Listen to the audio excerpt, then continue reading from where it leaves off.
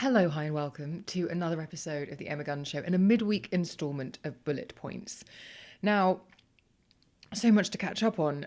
First of all, to follow on from the last episode where I said I was going to find a way to upload audio-only podcast files to this YouTube feed in order for people who might have only discovered the show via YouTube to get a sense of what else is available on the podcast.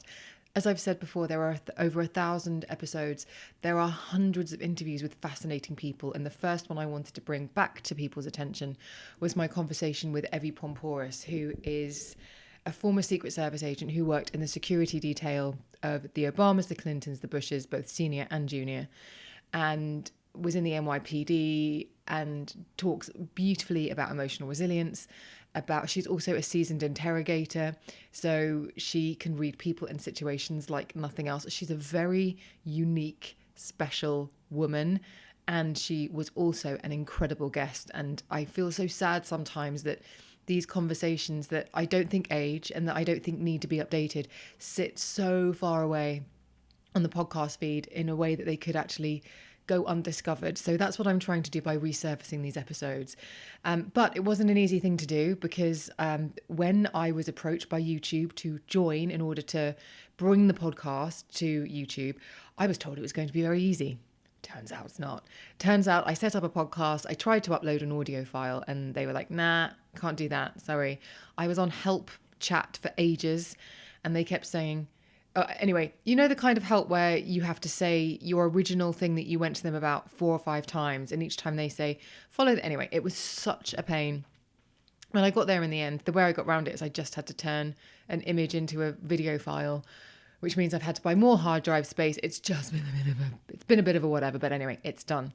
But this week, so that was one thing that I was on my list to do this week, was to start the process of revisiting and re-emerging, bringing these what I think are wonderful conversations to the surface. So that was one thing that I wanted to do. And it's also been a really busy week because I have been out and about a lot at launches. And I just saw my day's been completely ruined. I just saw a picture from Dr. Sam Bunting's Flawless Brightly Eye Serum launch. And there's a picture where she's whispering to me and I look like I'm being a bit mischievous, and it looks a bit suspicious, and it wasn't. She was probably just ladies in a busy room who needed to be close to each other to hear each other speak. Anyway, I just said on my Instagram, caption this. And someone said that I look like the twin of Colleen Rooney. So I might just call it a day, to be honest. We have history, Colleen and I. We don't really. Not that she would remember. But anyway, it didn't make my day. I won't wear my hair in a bun again. That's as simple as that. But what are the things I really wanted to talk to you about? The important stuff, because those two things are both frivolous and sort of don't really need to take up your time. The two things that I wanted to talk about are very much. The first is something that has come up in a conversation twice this week. So I have been out and about at appointments, at launches, at events in London, and I've caught up with friends both new and old, and I have seen lots of people. And as is the case, especially in the new year, the conversations tend to circle around a similar kind of topic about, everyone's saying how January is going on forever. January always goes on forever. We kind of have to get with the program on that one, unfortunately. But we've just been talking about how last year, 2024, seemed to be quite dramatic. We've entered 2025 with a similar kind, like the world seems quite dramatic. There have been the fires in LA. There have been other things. There's been the terrible court case, the trial of the Southport killer. So we've just, wherever you turn, it's been quite... And one of the things that I was talking about with friends is how, rather than there being these constant peaks and troughs, it would be so nice to get to something that felt a little bit more like an equilibrium in the sense that you know that there are going to be highs and lows, but wouldn't it be fantastic if they didn't feel so high and the lows didn't feel so low? And then I got on to talking to a couple of friends about this, and two different people said the same thing. And it was about how really quite significant life events had changed them. And the phrase in particular that was used by two different people about two completely separate things was, I haven't been the same since. And I thought that was really interesting because I was trying to unpack that a little bit, because I was thinking, actually, I could say that after that thing, I've never been the same since, or after that, I haven't been the same since. And in some ways, it's been good. So, for example, I was thinking about self-awareness.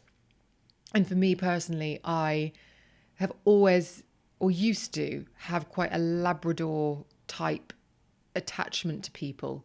And I didn't always pay attention to, oh my goodness, I didn't always pay attention to necessarily what they felt about me. I was like, I love you, you're amazing. And I remember, and I think about this, I would say once a month, maybe once every couple of months. This makes me cringe, because I used to work on a magazine, and there was a colleague who I thought was fantastic. She was really bright. She was really reasoned. She was in quite a sort of tumultuously emotional office. She was always the steady one. And I had so much professional respect for her, and I liked her very much as a person. And it took me years to realise she didn't really care for me very much. And I think about all the times, like even after she left, like on her birthday, I'd call her, be like, hi, how are you? Happy birthday. And I now think about how, she probably saw my name flash up on her phone. I thought, oh, for God's sake, when is she going to give this up? And it's that sort of, when I realised that, I have never been the same since I realised that how I felt about other people wasn't necessarily 100% reciprocated, which is a lesson I think a lot of people learn early on. It took me a while, that's what I can say. But I was thinking about this because I'm being quite lighthearted about it, but I'm thinking about it in the context of this, the more serious stuff. I think everyone has been through something, especially once you hit a certain age. Like I was saying that before Christmas, I went to an event, and within the first 5 minutes of small talk, we were talking operations, we were talking really serious stuff, really concerning stuff, the kind of things that you don't even consider when you're in your 20s, really, as being things that will occupy your mind. And I thought, God, is this just an age thing? And I was thinking about just all of my friends, especially recently, and what they've been through, and how this idea of, and I haven't been the same since.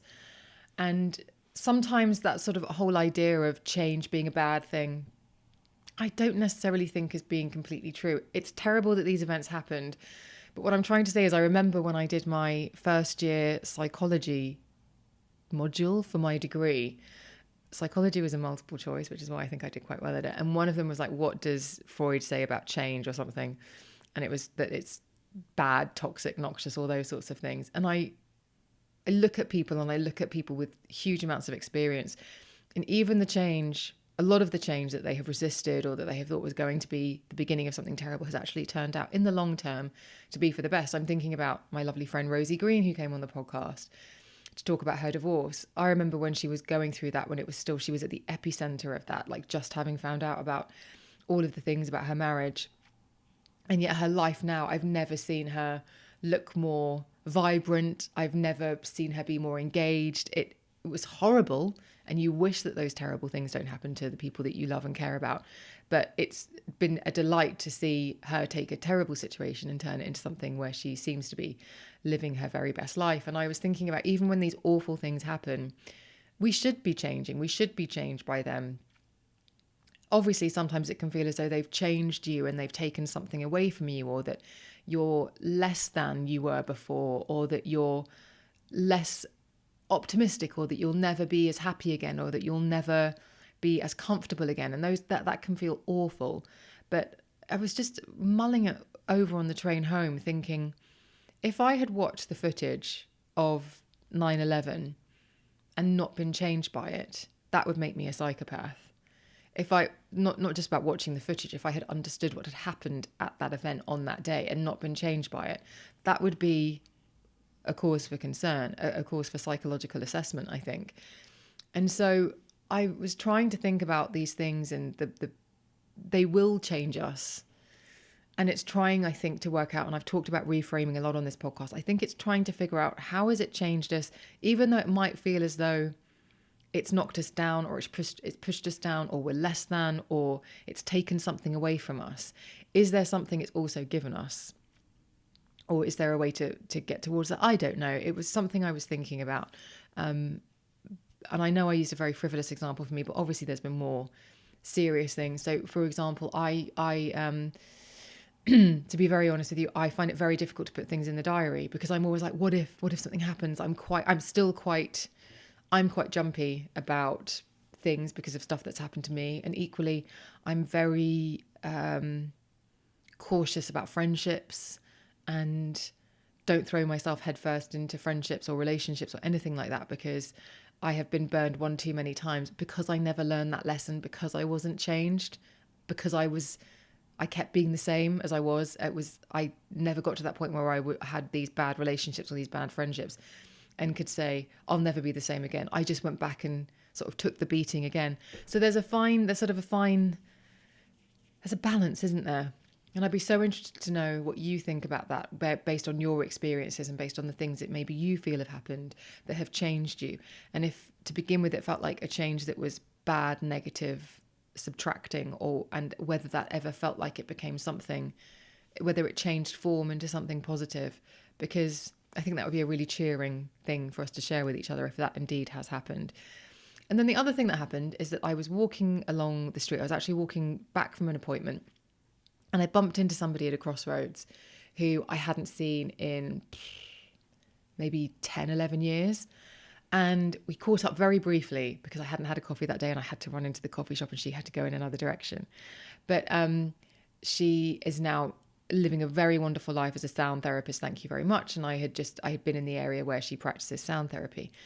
And if you've been here a long time, you know that my instinct when it comes to sound therapy, sound baths, plinky plonky music, crystal healing, that kind of thing, is to raise, if I could, I would raise an eyebrow and arch it quite pointedly at this point. Because in the job that I do, I've seen far too many people leverage those sorts of things to access people's money and attention and adoration at a time when they are vulnerable, and I dislike it intensely. I've fallen for it before. I have definitely at a point when I was really vulnerable and actually could have done with some counselling or something else. I've thrown myself headfirst into crystals or things like that, and I'm like, ooh, I feel icky. But again, mulling it over on the train home, I was thinking, she looks really happy. I know that the job that she had before that was incredibly stressful, incredibly demanding, both emotionally, physically, and mentally. And that it makes sense that if you have experienced that kind of life, that kind of intensity, where you almost feel like you can't breathe because of the stress, because of the constant pull on your time and attention. And very much the working environment that she was in is very much like a fear-based culture. It suddenly, the light bulb went off, and I thought it makes complete sense why you would go to the polar opposite thing. The thing where everyone in the room is speaking softly and slowly and is in comfortable clothes and lies down and uses soft, gentle vocabulary and breathes slowly and chooses a path before reacting. And I thought, oh, okay, my pendulum has swung so far from one thing to another, and then it swung back the other way. And I suddenly realised I need to be a little bit more compassionate about those sorts of schools of thought. I will always blanket say there are people within all of those things who are looking for the adoration, who are looking to monetize something. And I'm very skeptical, but at the same time, I think there are really good people. I have said this before about coaching, like for every good coach, unfortunately, there's like 50 terrible ones, but that doesn't mean that the good coaches aren't good. And I think in that sort of, it was seeing that person, knowing her experience, knowing her past and knowing where she is now and seeing how far she's come. I thought it makes such sense, because you can't go from one environment into the right place, and she's in the right place. What I mean is, if you think that environment's really scorchingly hot and horrible and demonic, you would go to the polar opposite. You wouldn't go to somewhere in the middle if you could help it. You would find something. You would hope that there was a reality that existed where not only did you not have to engage in your old life, in the one that you knew and was familiar and was awful, but that you could find something that was so utterly different that it would make everything make sense. It would make you feel less wretched about the whole situation. So those are my 2 thoughts for this week in bullet points. I'd be really interested to know what you think about that. You might be able to tell. What I learned is that after years of commuting, so my first job was, I used to commute from Kent to London, which was about an hour and a half, an hour and 40 minutes there, an hour and a half, an hour and 40 minutes back. And after years of commuting in and out of an office, having been freelance for 12 years this year, I have learned that I have no capacity for commuting. It has tired me out more than anything else. It has really, really knackered me.